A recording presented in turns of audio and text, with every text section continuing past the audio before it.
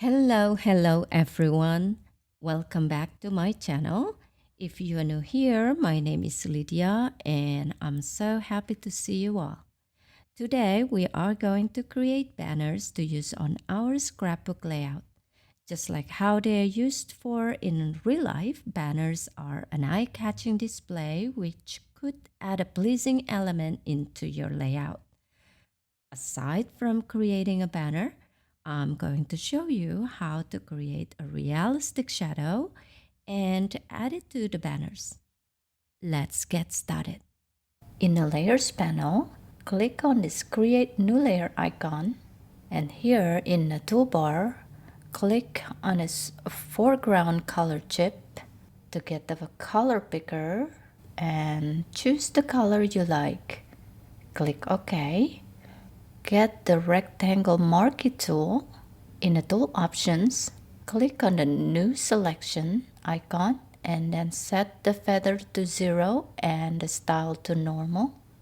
Find a good place for you to make your banner. I find it here, and then just click and drag a good size of rectangle, then release. Press Alt Backspace, Mac Option Delete to add color to the rectangle. Press Ctrl D, Mac Command D to get rid of the marching ants. In the Layers panel, double-click on the rectangle layer and rename it Rectangle. Press Enter, Mac Return key to commit the change. Press letter D to reset the foreground and background color. Get the triangle tool and set the mode to shape, the radius to 0 pixel, and click or check Align Edges. Click and drag a triangle shape. Press spacebar while clicking and dragging to position the triangle into place where you want the triangle to create the sharp corners. In the menu bar, go to Layer, Rasterize, Shape. In the Layers panel, press Ctrl key, Mac Command key while clicking on the triangle layer thumbnail to get the marching ants. In the Layers panel, click on the rectangle layer. Press Backspace, Mac Delete key to delete part of the rectangle layer. Press Ctrl D, Mac Command D to get rid of the marching ants. In the Layers panel, click on the triangle layer and press Backspace, Mac Delete key to delete the triangle layer. To resize the banner, press Ctrl T, Mac Command T to get the transform options. Click on the corner handle of the bounding box, inward or outward as you prefer, to resize the banner. And press Shift key if you want it to have a skinny look on the banner. And press it like from the side. Or also you can do it from the corner as well. Either way. And then click on this check mark to commit the transform. Open a paper. And here I have already opened a paper.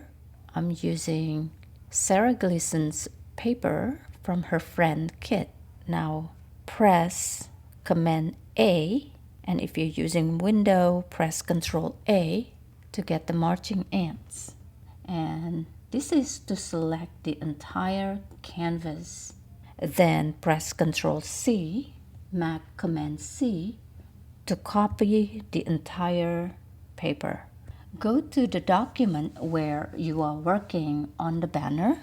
Make sure that the banner layer is selected. Press Ctrl V, Mac Command V to paste the paper layer onto the new document. In the menu bar, go to Layer, Create Clipping Mask. Press Ctrl T, Mac Command T to get the transform options. On the document, click on the corner handle of the bounding box inward to resize the paper. I think this is good. Yeah, I think I want it look like that. Press the check mark over here to commit the transform. Press Ctrl E, Mac Command E to merge the two layers together. In the Layers panel, double-click on the layer and rename it Banner. Press Enter, Mac Return key to commit the change. Get the Move tool. On the document, click on the banner, and in the Layers panel, click Add a Layer Style icon and click Drop Shadow. In the dialog box, set the blend mode to multiply, the opacity to 35%, the angle to 120 degrees. Check Use Global Light, the distance to 17 pixels, the spread to 6%, and the size to 13 pixels. Click OK. In the Layers panel, hover your cursor or your pen tablet over the drop shadow and right-click to get to a pop-up menu and click Create Layer. A dialog box will come up. Press OK. Now, nudge, since you're still in this the banner layer, nudge using your keyboard, nudge the banner to the left 2 times. Okay, now in the Layers panel, click on the banner's drop shadow. Press Ctrl T, Mac Command T to get the transform options. In the toolbar, click on this warp mode icon. Here, click and drag the corner of the bounding box over here to the right, and here also and here the right one, just move it, and on the top you can put it to the left. Okay, I think this is good enough. All right, and then click the check mark to commit the transform. Now if you still want to work on the shadow, you can use the smudge tool, and here you can click and drag the shadow to the right to come out even more. I will do that. Okay, and sometimes you will see when there is a shadow, there would be a shine, or you lose some color on the banner or on the object. So in the Layers panel, click on the banner and get this dodge tool. And now I think it's okay. Use a 300 pixel for the size and range to mid-tones, and the exposure between 39. You can also make it slightly smaller, and you just kind of click and drag from the corner to just to have a little bit. It looks like losing some color in it, because sometimes when you see it on the light, so that would lose color.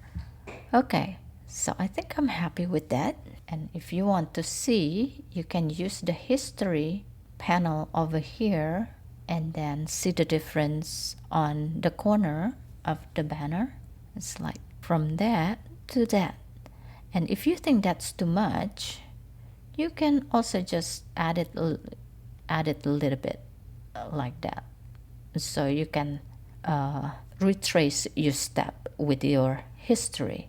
Okay, I think I'm happy with that. And that's it, we're done. Okay, here I have cheated a little bit. Before I made this banner, I already made the other banners that you will now see just to save our time. So let me reveal them all to you. I made this one, and then I made this triangle banner, and also I made this one too. This one I merged together the rectangle and the triangle, and I actually rotate the triangle facing the pointy down. All right, now I'm going to put this new banner that we just made into the new position, and then I'll rotate it a little bit. All right, what do you all think? Well, I hope you like this video.